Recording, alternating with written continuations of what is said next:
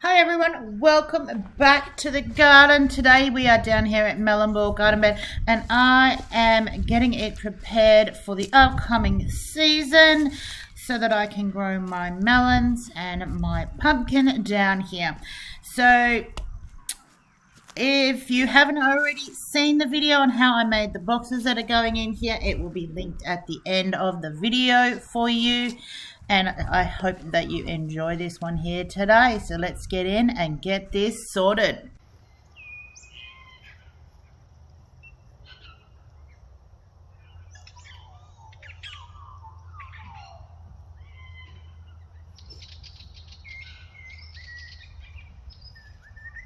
You come to help there.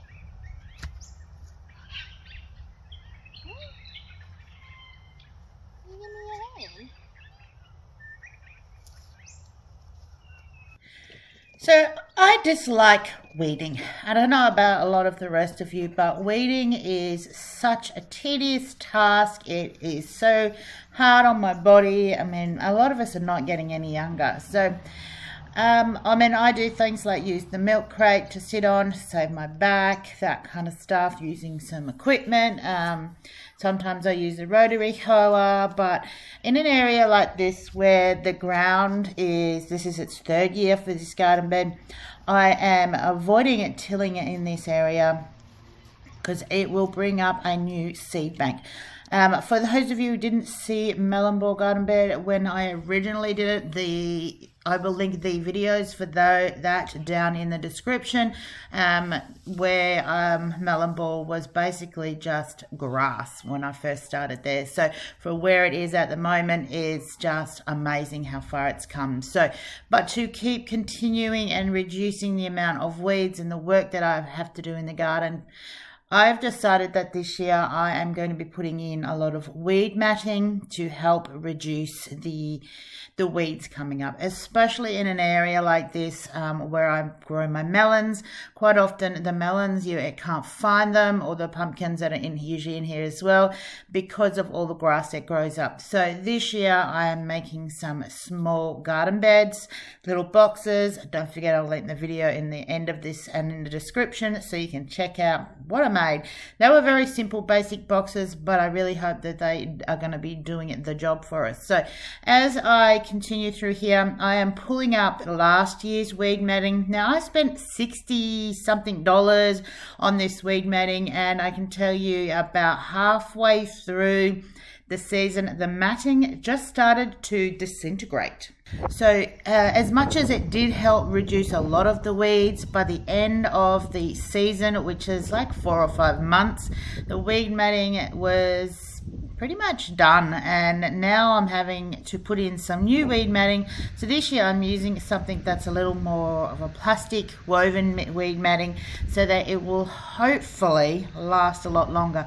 But with all our hot days we get here, I mean, we get 40 plus degrees out here, and anything that's out in the sun just gets baked. So I have bought all this weed matting again. It has cost me, I think, $1 per meter. So this specific area is probably only going to cost me about $20. So I think that considering this matting is completely different, it seems to be a lot better quality than the other one, but it's also cheaper as well. The stuff I had last year, I showed that in the video when I was putting that down. It was like an eco weed matting thing, and it just did not last very long. So please don't use it. I don't recommend it. Grab something from the hardware shop where you buy it by the meter, and you will save yourself a lot of money. So I'm not very good at looking at and making a straight line. So what you've just seen me do here is, because I have a horse and I get square bales when they're really cheap, I keep all the baling twine, which is the string that holds the bales together, and I quite often use it for all sorts of different things, tying things up, making lines for the veggies to climb up, and in this case I'm using it as a string line. Now the little white poles that I'm using are used for that. They are some electric fencing, portable electric fencing that most horsey people know what that is. So I've just lined everything up here so that I can see a bit better straight line, and I'm now going to go through and use my little hoe and straighten up the line and get all those weeds out where I don't want it. Now you'll see I did mow around the edge here with the lawnmower just so that I can see the ground and where the edges is and distinguish between what's going to be the garden bit and what's not going to be the garden bit. All the weeds and the grass that I pulled out of here, specifically the grass, I've put into this tote bin so that if it does continue to grow, it can actually grow through my compost. So this specific tote bin I use for any of this kind of grass and clippings and anything with seeds and stuff like that, so that I can still compost it down, but it won't affect the rest of my compost when I'm making that as well, and that when I do put it back into the garden, I know that all the bits of the grass are all dead and the seeds are all being killed off as well.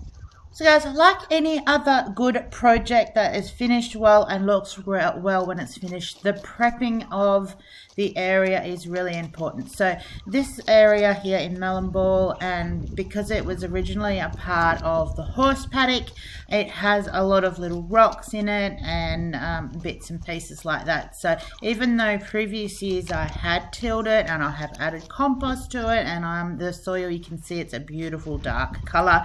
It is a really good soil down here.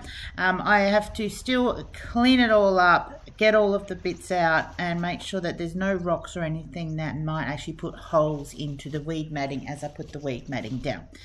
Now, as I put the weed matting down, I sort of looked at where I was going to put the boxes and how many boxes I was going to go in here and all that kind of stuff. So this is where I decided that I was originally going to do 5 boxes in each of the rows, which is 4 rows of 5 boxes. But I realized that it was just going to be too many boxes for that specific area, which meant that the melons, so forth, that were going in here were most likely going to be a little bit squashed and may not have produced as many melons as I want them to. So I decided that I'm going to do 4 boxes of 4 rows. We're saying that with the tree that fell on my house and I had a heap of boxes destroyed, I was 1 box short. So maybe or maybe not, I will worry about that at another day. So, but I will get all of these in here. Now, just remember guys, I did this actual area over more than one day. I did this section day 1, and then I came back and I did the other section another day. And then I still have to get the reticulation put into here, and then I need to start planting in here when the weather permits me to.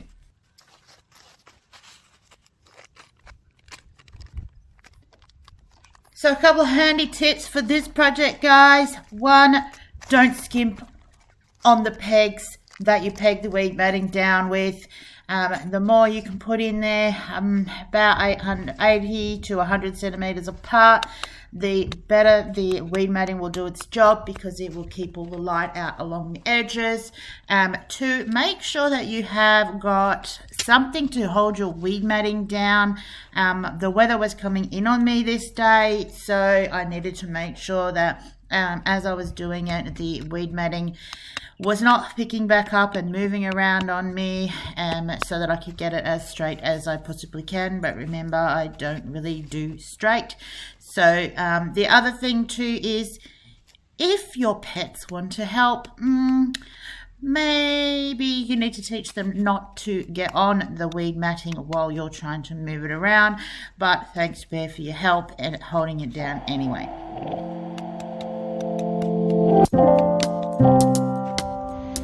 Can't leave anything lying around with you, can I, Care Bear? Nice bed? You might get that bit packed up. This weather's coming in really quick on me.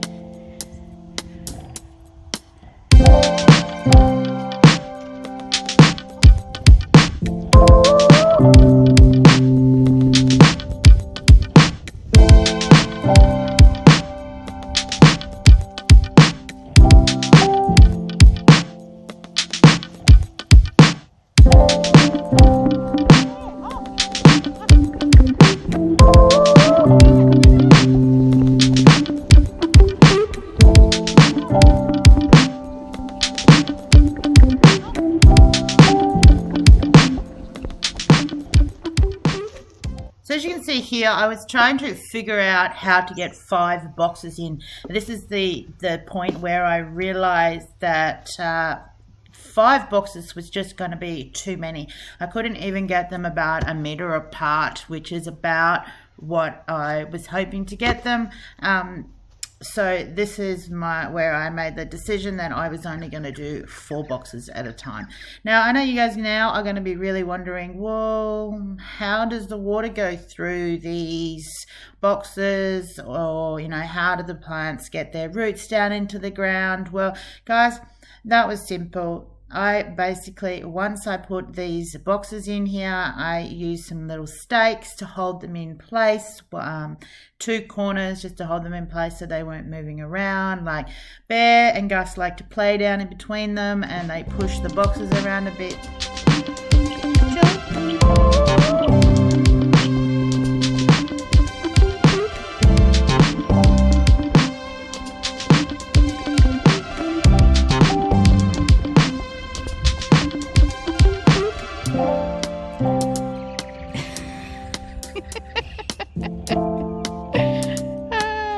You are so strange. You are such a funny cat.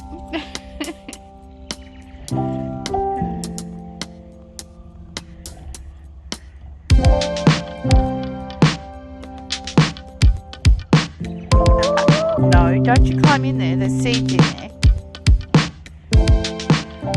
So I use the stakes to hold them still. Inside of each of the box, I cut an X, and then when I filled the boxes up, I sort of pulled that matting back a bit so that when the plants are in there and they grow, if they choose to put their roots further down than the depth of the box, they can actually go down into the really good soil that's underneath the box as well. So I ended up with 15 boxes here, which I think is significantly a lot of boxes for what I'm putting in here. And I think that this is going to be a really good year for the plants in here.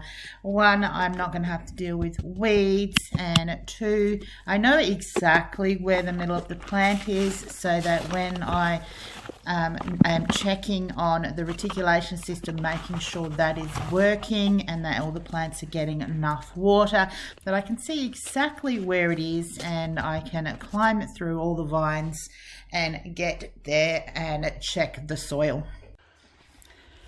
So after 2 days of some hard labor and work, no, it wasn't really that bad, guys.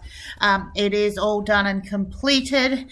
And this year I shouldn't have to be pulling out any weeds, just growing vegetables. Can't wait for this to be full of beautiful lush melons and pumpkins. So guys, if you want to see that, you're going to have to hit that subscribe button down the bottom there, and come and join me here in the garden. And don't forget, I will link in the description or at the end here the video to making these little garden beds so that you guys can give them a go yourself. You can make them any size you want, any length you want.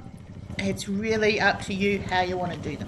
But guys, thanks for joining me here again and down in the garden, and I will see you soon. Bye.